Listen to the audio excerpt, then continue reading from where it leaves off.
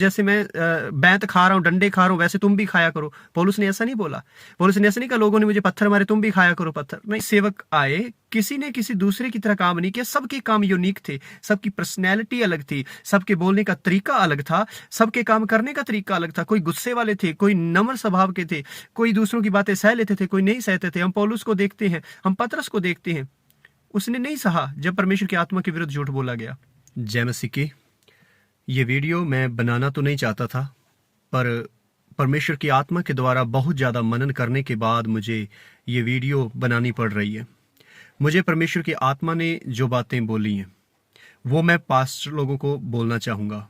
अगर विश्वासी सुन रहे तो विश्वासियों को भी बोलना चाहूँगा। परमेश्वर का आत्मा कुछ कह रहा है, वो कुछ कहना चाहता है। अगर आप जो बात मैं आपके सामने रखना चाहता हूँ इसे पूरा समझेंगे, देखेंगे, जानेंगे, तब आपकी ज़िंदगी में आपको समझ आएगा कि हम कहाँ पे गलत हो रहे हैं, कहाँ पे गलतियाँ कर रहे हैं। और पास्टर्स लोगों का दिमाग तो खराब हो चुका है। जब हालात देख रहे हैं संसार के अंदर, जब हालात देख रहे हैं दुनिया के अंदर, तो मैं जानता हूँ कि पास्टर्स लोगों का दिमाग वचन के ऊपर स्थिर नहीं है। अब परमेश्वर के वचन के आधार के ऊपर नहीं है।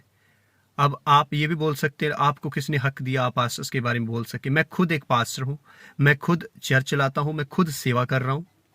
पर जो व्यक्ति परमेश्वर के वचन के ऊपर खड़ा ना रहा, वो व्यक्ति मार खाएगा, ये बाइबल बताती है।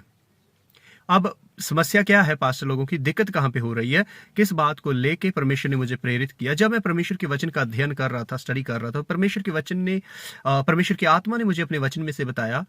और जो खास बात उसने मुझसे बोली, जो खास बात परमेश्वर की आत्मा ने मुझसे बोली, वो ये थी कि मैंने तुम्हें सेवा करने के लिए यूनिक बनाया है, यूनिक बनाया है, अलग बनाया है। जब मैं पढ़ रहा था प्रेरितों के काम, जब मैंने वो बुक कंप्लीट की, तो परमेश्वर के वचन के ऊपर जब मैं मनन कर रहा था, परमेश्वर की आत्मा ने मुझे ये बात बोली, तूने देखा यहां पतरस पौलुस की तरह काम नहीं कर पाया, ना ही पौलुस पतरस की तरह कर पाया। जितने भी सेवक आए, किसी ने किसी दूसरे की तरह काम नहीं किया। सबके काम यूनिक थे, सबकी पर्सनैलिटी अलग थी, सबके बोलने का तरीका अलग था, सबके काम करने का तरीका अलग था। कोई गुस्से वाले थे, कोई नम्र स्वभाव के थे, कोई दूसरों की बातें सह लेते थे, कोई नहीं सहते थे। हम पौलुस को देखते हैं, हम पतरस को देखते हैं, उसने नहीं सहा जब परमेश्वर की आत्मा के विरुद्ध झूठ बोला गया। पर आज की सेवकाई, आज के जो पास्टर काम कर रहे हैं, ये संदेश उन पास्टर्स के लिए नहीं जो वचन के आधार के ऊपर कर रहे हैं। हो सकता है आप वचन के आधार के ऊपर कर रहे हो, पर अगर आप दूसरे प्रचारकों को देखकर उनकी कॉपी कर रहे हैं, अगर वो गिरा रहा है तो मुझे भी गिराना है, वो अगर कुछ कर रहा है तो मुझे भी वैसा ही करना है, अगर आप उन चीजों की कॉपी कर रहे हैं, उनके स्टाइल को कॉपी कर रहे हैं, अगर उसने बॉडीगार्ड रखे तो मुझे भी बॉडीगार्ड रखने जरूरी है, अगर उसके पास बड़ी गाड़ी है तो मेरे पास भी बड़ी गाड़ी होना जरूरी है। अगर आप वर्शिप के या किसी भी चीज के स्टाइल को कॉपी कर रहे हैं, आपका ओरिजिनल कुछ भी नहीं है, चीजें आपके अंदर से नहीं आ रही हैं, आप सेवा नहीं कर रहे हैं, आप बिजनेस कर रहे हैं, आप धंधा कर रहे हैं। आपको अगर परमेश्वर ने सेवक चुना है तो वो किसी की कॉपी करने के लिए नहीं, किसी की कॉपी करने के लिए, किसी को इमिटेट करने के लिए नहीं कि आप उस पास्टर को देख के वैसे ही करो, वैसे ही चर्च चलाओ, वैसे ही चर्च के अंदर सारी एक्टिविटी हो। नहीं, आपको यूनिक बनाया है। क्या यूनिकनेस हुई, क्या अलगताई हुई?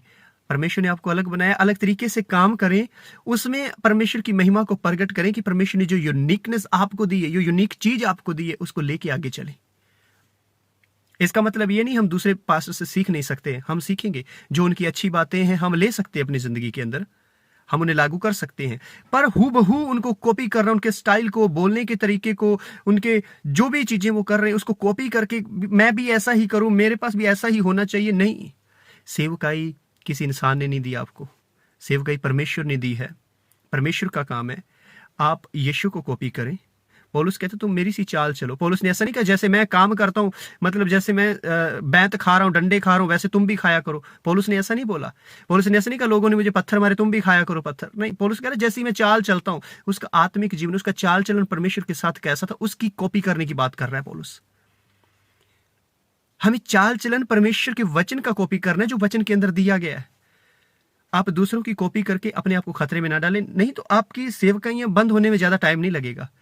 क्योंकि कॉपी बनानी होती, परमेश्वर तो आपको नहीं चुनता, वही व्यक्ति जिसकी आप कॉपी कर रहे हो उसे रखा हुआ है, फिर वो कर लेगा सारा कुछ। आपकी क्या जरूरत है, आपकी क्या जरूरत है परमेश्वर को?